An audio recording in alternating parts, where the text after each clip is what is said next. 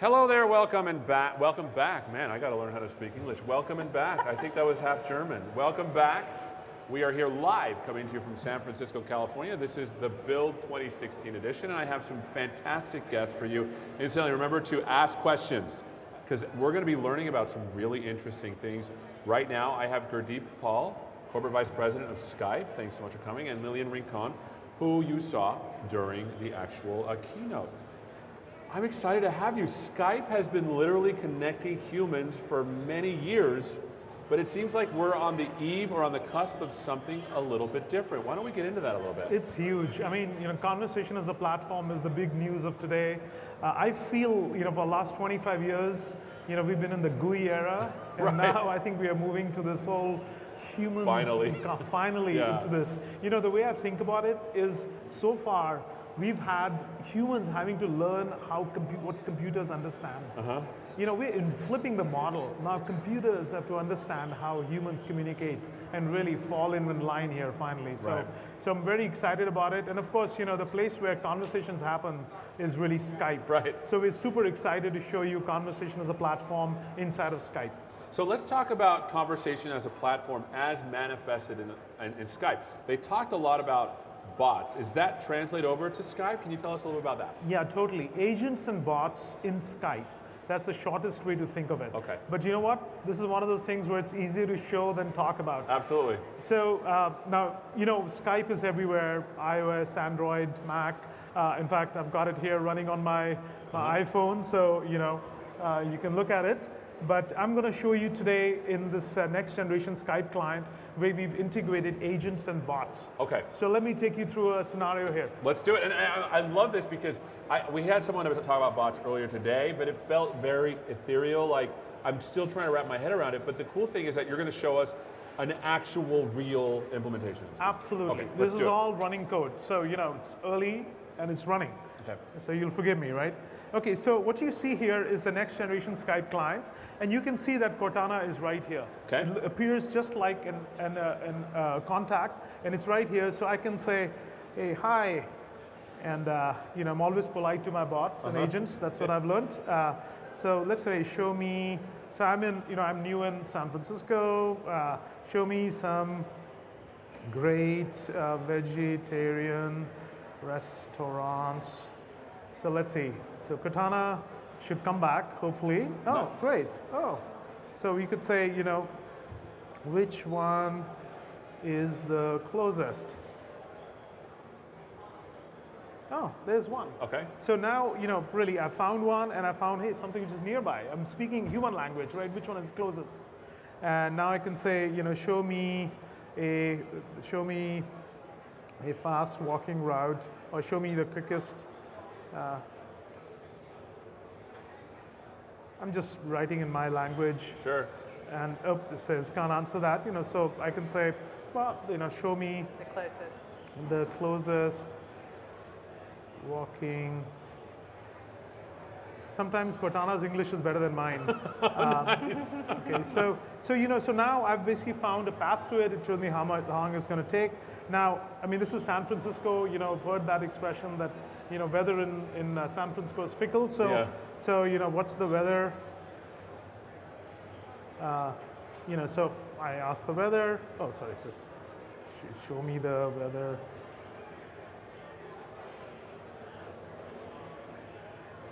Okay, so there you now go. it says the weather, so I don't need an umbrella. Yeah. Now, what I kind of showed you here is that I had a kind of a task in mind. I've got to find a place, find a good place, find a near place, find the path to it, and then decide how am I going to walk to it, Right. whether I need an umbrella. I was able to do that with very, very, without leaving that canvas in one place, pretty fast, in pretty much, how I communicate. Absolutely, and because traditionally, this kind of thing, I'd have to go to Bing, I'd have to search, and then it'd bring a list, and then I'd have to click on this thing, and then I'd have to go to the other thing. Here, you're literally just asking, what's up? Where can I go to eat? How can I get there? What's the weather like? It's really amazing because, I remember in the early days of GUI, you put the mouse in front of somebody and they would like click, They didn't know that all the movement of the mouse, the clicking, the coordination. It was kind of a new sort of a navigation thing. This is human language. Right. Yeah, I had to adjust my English a little bit, but it was human language, and so it makes it so much more accessible. Correct. Yeah. So you made a distinction between agent and bot. What's the difference? Yeah, so bots are sort of purpose-built, so they really represent services. Okay. So you could have a bot for a coffee shop, you could have a bot for Yelp, you could have a bot for eBay. Agents are actually, they play a very important role, which is much closer to you. So, for example, a personal assistant like Cortana is an agent. It actually can work on behalf of you. It knows about you. It holds your state, as it were. Now, I don't want, a coffee bot or Right. to hold my state. I just want to go to it, get something done, and then my state sort of leaves with me. Right. But on the other hand, Cortana as an agent is really like a lot more personal. It knows a lot about me I and see. can do things on my behalf. So one of the things that we saw earlier with these proliferation of creating bots, let's say we make one for Skype, is there is this worry about privacy, right? You talk about an agent, Cortana, which is looking at what we're doing to help us optimize our workflow, and that's something that we protect as a Microsoft, as a company. Do the bots have access to this information? How does that interaction work? This is a super important point. So, the model we see is that the assistant has access to your information and has access to information all the time, right? But bots, they really enter in for a transaction. It's kind of like when you walk into a store today, you give your credit card, and the contract is that it's for that particular transaction. And it's not like, from here on, the store can keep charging you unless you give them explicit permission to do Right. that. So in the same way, Cortana and the human, in this case, the user, has the state, and they only give as much state to a bot that is necessary for that transaction. I see. So that is the model, and wherever there is, we want to be in a case of we really want to protect privacy, we want to protect all this confidential information, so we want to be in a mode of sort of almost very explicit and clear transaction of information back and forth to the bot. And this is super important because this is going to be where we really do everything in our work and life. So that boundary has to be super, super tight. And I love the analogy of sometimes there are certain transactions we enter into as human where there's information about our personal stuff that we have to give. Like I go to the doctor, I give them my insurance card. Yes. And you're saying that you can restrict bots to only have the information and context that they need and only for that transaction. Yes. I see. And this is a really important area, and we're doing a lot of work, a lot of thinking still going on. And I think as a society, as an industry, as a technology, we're going to figure out that right boundary, over time. So this brings up the next question about agent versus bots. Where does the intelligence lie? Is it in the agent? Is it in the bot? Is it in both? And then how are those things how do I get that information? Like because look, I mean, if I'm a standard developer and I've never used machine learning, I understand how it works. How do we use that intelligence? Yeah, so what's amazing about all this is that there's intelligence everywhere. Yeah. Okay, now clearly Cortana has a lot of intelligence. It understands language, it understands pictures, it understands many things. And all the systems and services have to be sort of there for Cortana to use, and that's how we built Cortana. Right. Now, bots tend to be sort of very specialist. For example, if you go to a bot for a travel company, they understand travel terms, they understand entities, they understand travel intent.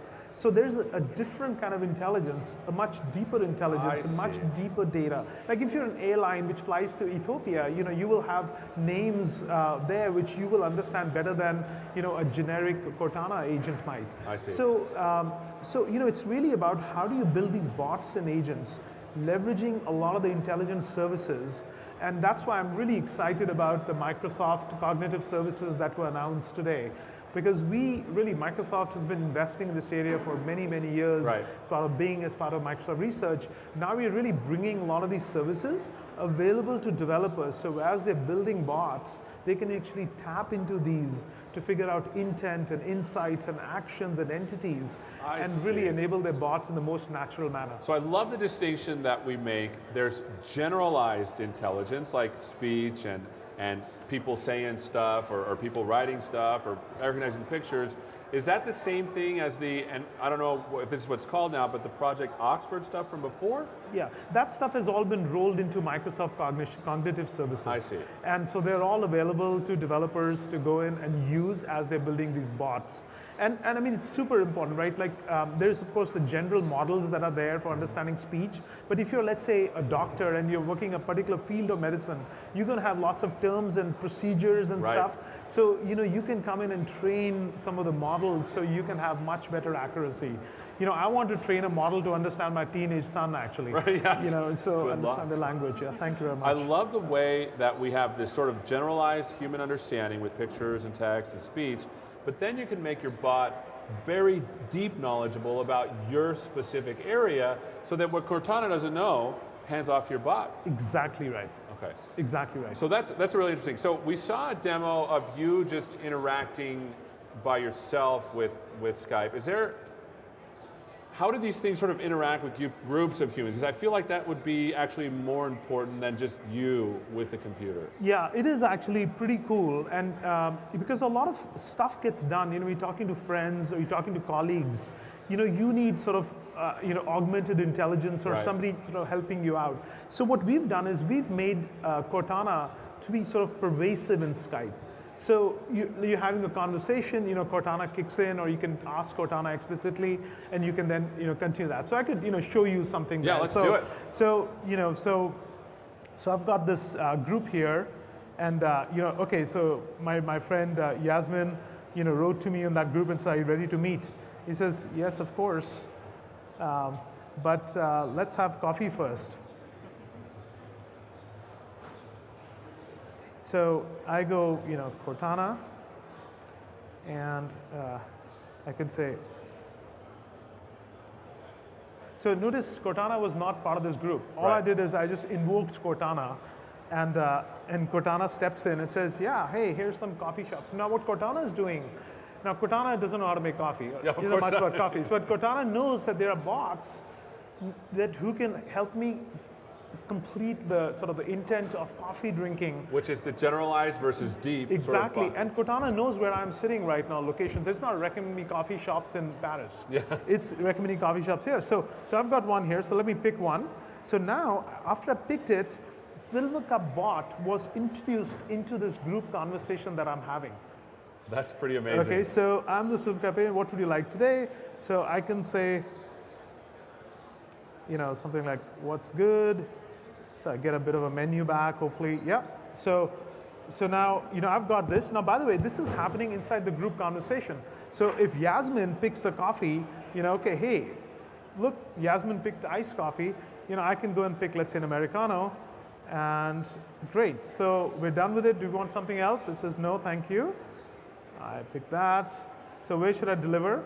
Now, at this point, my location has been transacted to the bot. Right now, I say send it to my, my current location. So it's acquiring the location. Hey, it's got our location right. It says who pays the bill. Now that's kind of that's a real human interaction. And now the awkward part. Totally. And so the bot in this case is aware that the type of conversation you are in is a group conversation. So instead of a one-to-one conversation, we give enough state. And now it can actually be smart about it. So it says, okay, I'll go ahead and pay. Great, I pay for the order. And here we're showing you like how you complete the transaction as part of this. Of course, there are other paying methods and so on. And now you see, so it says, okay, the coffee's on its way. It's going to stay in my conversation until it completes the task. So that's really important as well, because now it's basically completed the task and say, hey, it's on its way. And now, this bot is pretty much done with his job and can exit the scene. That is amazing. And notice that there's points where you're transacting certain kinds of information, like your location, your credit card, but that's it. It doesn't know anything else about the world with you. That's pretty amazing. Yeah. So what's amazing to me is like every time I do this demo, I show it to folks, like that's what I get. It feels so natural. And if it feels right, this is going to be a big paradigm for the future. Absolutely. So it's great stuff. The other thing which we're very excited about, and we talked about in Satya's keynote today, is this notion of video bots. Right. I mean, this is great, feels very natural, but Skype video, so many people, so many billions of minutes of video a day on Skype. So how do we really make sure that this intelligence can manifest itself through this video channel? Because that is also very human. Yeah, it feels infinitely harder though. Like, I mean, obviously we're talking to some techs. NLP it's been around for 20, 30 years, right? Yeah. They're working, but now you're actually going to interact with something that is effectively more or less virtually real. It is super hard, but whenever there's something super hard involved, I bring Lillian along. So Lillian, can you actually show us some of this? And when you see it, it's really really awesome. So, oh, by the way, we were having some networking challenges earlier. Hopefully this will go smoothly. Okay. I just wanted to So set this that up. is a real agent or bot that we've built to show a video bot. And you introduced this a little bit during the keynote, but we didn't get to see We didn't what get to that see meant. it. Yeah. So this is the first time we're actually going to show it to the world. Okay. Okay. So I'm going to call it.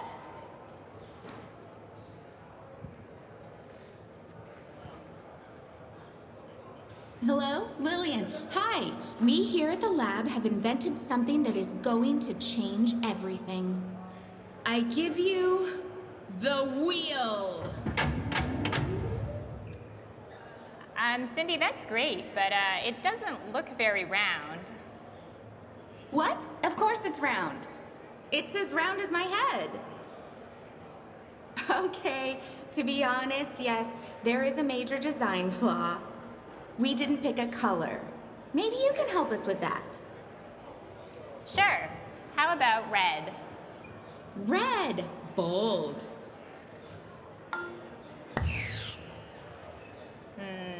Actually, since we're doing it in Skype, let's do blue. Blue it is. That's great, Cindy. Now help me understand the shape situation. Okay. Hey, Phil. Sounds like we better do the demo. Let's give her a roll. Oh man, I knew this would happen!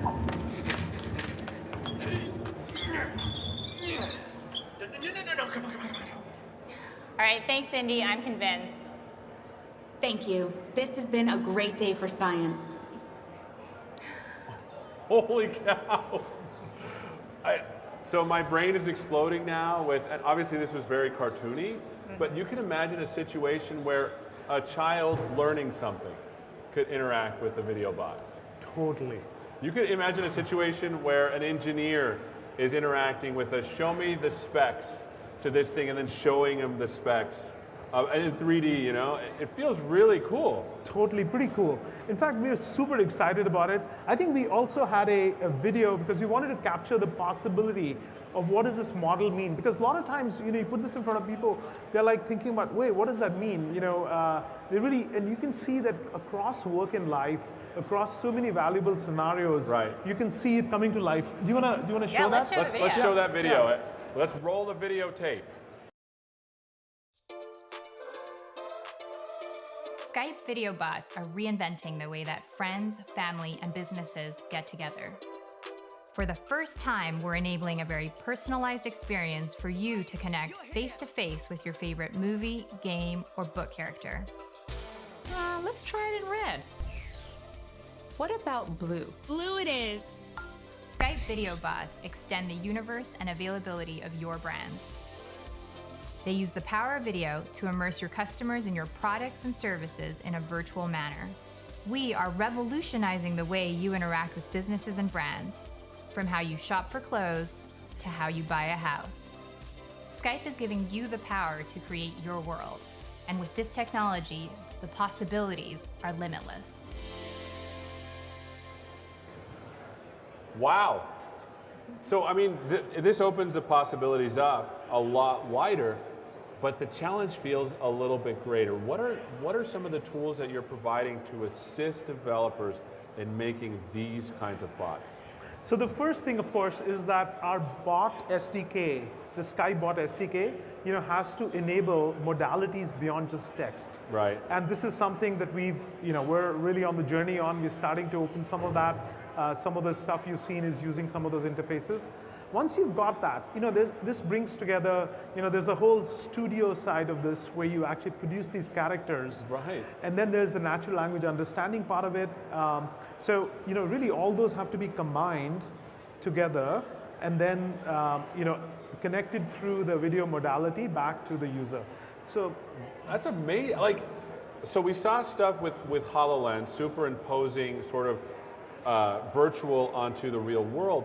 Now what you're doing is you're bringing the virtual world into reality with Skype so that you can interact with it in very natural ways as well. totally. And it's an interesting thing. So let's get down into the nitty gritty for developers, right? This is obviously a developer show. What does it look like to construct a bot like this for Skype? Because this to me is very real. I could imagine every company having a Skype bot, and you just asking Cortana, hey, I need to get my suit pressed, or hey, I want to get a new dress for this thing that I'm going out to tonight. How do you get started with these kinds of things? Yeah, so we have the Skype Bot SDK in preview. That's available now. In fact, as soon as we announced it at the keynote, this became live, and we've seen lots of sign up. It's pretty awesome. So basically, you go to this, either developer.microsoft.com/Skype/bots, or you go to skype.com/developer, and you go ahead and sign up for your bot. What it really looks like is that you have these webhooks that basically that get connected into the Skype bot platform. Now, either you call those directly, so you can invoke them and get callback, or we have an SDK in Node.js and C#, and you can pretty quickly get your Hello World bot going. So that's sort of the first step. Now the question is, how do you really start understanding human language? Because every bot presumably has a different domain and so on. So for that, we're super excited about these Microsoft Cognitive Services. Of course. Because I think these services really allow you, you take so basically through the bot API that we have, you're going to get a message from us, which is this JSON message, and you can see, okay, well, somebody's asking for coffee. Right? Now, what do you do? So you're a bot, you receive this, this natural language text sentence. What do you do with it? Well, you got to figure out intent, you got to figure out entities, you got to figure out actions, you got to figure out context and so on. So we have now services which you can call, and and you can now really leverage those. And there's a bunch of tools around those services. For example, you say, how many ways walk from here to there can be expressed in so many ways. So we have really fantastic tools where you write it once, and because of all the work that we've done in mining the web and human expression around walk from here to there, we're going to automatically explode the language model to pick up all those references. So now you can associate that with some action that you want taken if this sort of a thing is recognized. It feels like we're on the cusp of like science fiction, when Scotty would talk to the computer and be like, hey, what's going on? And it would literally respond. And if you can imagine an ecosystem like you're envisioning of agents and bots, and a lot of them, you could literally have a computer take care of a lot of the stuff that we do, the tasks. Absolutely. I mean, tasks become simpler. I think Satya, the way he framed it in the keynote, that we really want this intelligence to augment humans. That's right. To really make humans superhumans, but working side by side, and within, I think is really what it's about. I mean, when we did a year and a half ago Skype Translator, I mean, this thing was amazing, right? And they're really a collection of these kind of capabilities all put together in a scenario that is truly magical. Cool. So it's really just going on that journey. All right, so to continue the conversation, we have some questions coming in. There's a lot of them. Any plans for enterprise use with conversation channels like Skype for Business? Are the bots coming to Skype for Business? Yes, so we're working on that. We're not ready to announce that today, but we're working in a way that, hopefully with the same platform and this thing, we can actually serve them up in businesses as well. Awesome. Now, we do see there are some more specialized agents and bots that are there for business needs, so, we'll work on those as well. Awesome. Richard from the Netherlands, the bots are said to use all Bing supported translations. So can we use bots in other languages other than English? So there are services today as part of the Microsoft Cognitive Services, which are actually translation services. So it really, the way I like to talk about it is, we'll give you an anvil and an apple, and you make some apple salad.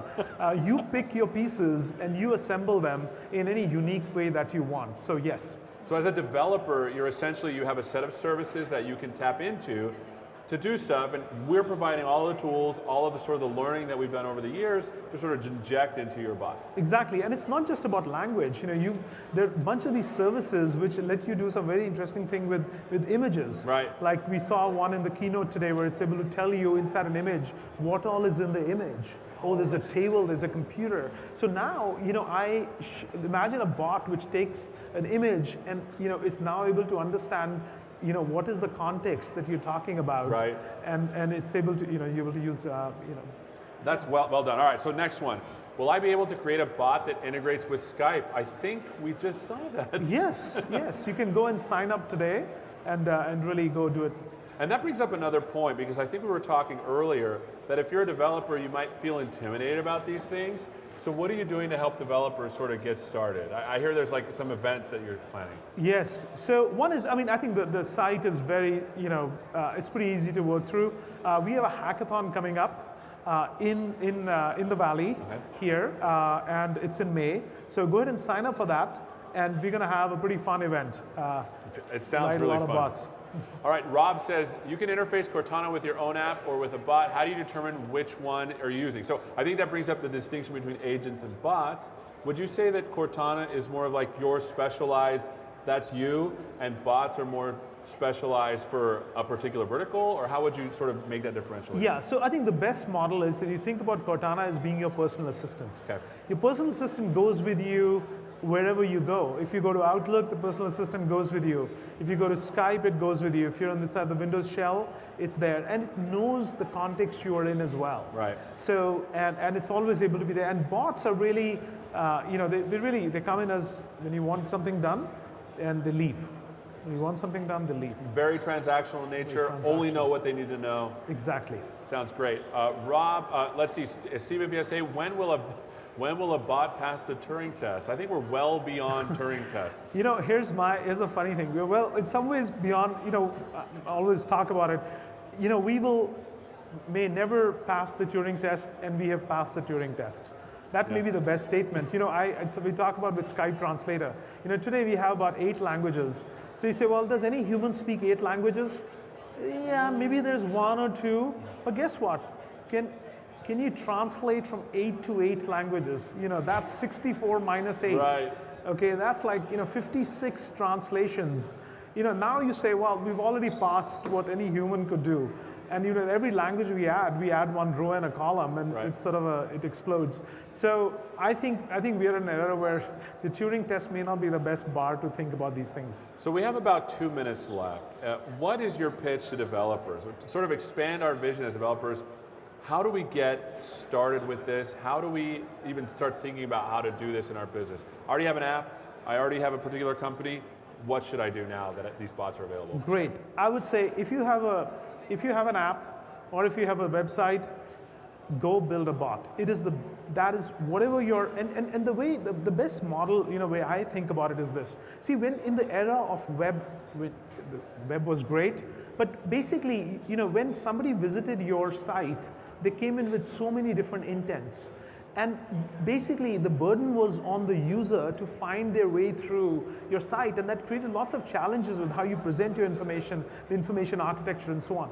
The good thing is, instead of the browsing metaphor, we have the conversational metaphor. I come in, and in one sentence, I tell you my intent.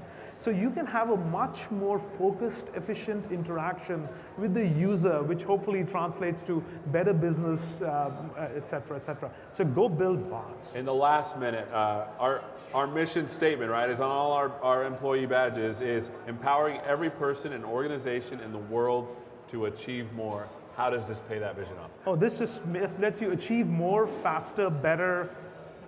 It totally fits in. That's awesome. So, final minute, where can devs go to find out more, to get started, to start hacking on this stuff? Yeah, developer.microsoft.com/Skype/bots, or go to skype.com/developer. Takes you to the same place. You can sign up, start writing we take you through stages of building a bot, start doing it now, and come to the hackathon. That's awesome. So, we have about 30 seconds. I'm going to take one last question. It says you use bots by talking to Cortana via Skype, whereas Cortana has another Skype contact. Is the same possible by using Cortana directly, or do we route to Skype? When is it good to use Cortana on Windows versus Skype, or should we just always just do it in Skype? It's wherever you are. I mean, if you have a device handy, you can talk to Cortana. The good news is the context is the same. So it's not like Cortana 1, Cortana 2, thing 1, thing 2. Yeah, well, thank you so much for spending it. This has been very eye-opening. I'm going to start writing a bot right now for Channel 9. We should. Thanks for watching, and we'll see you on the flip side. Super.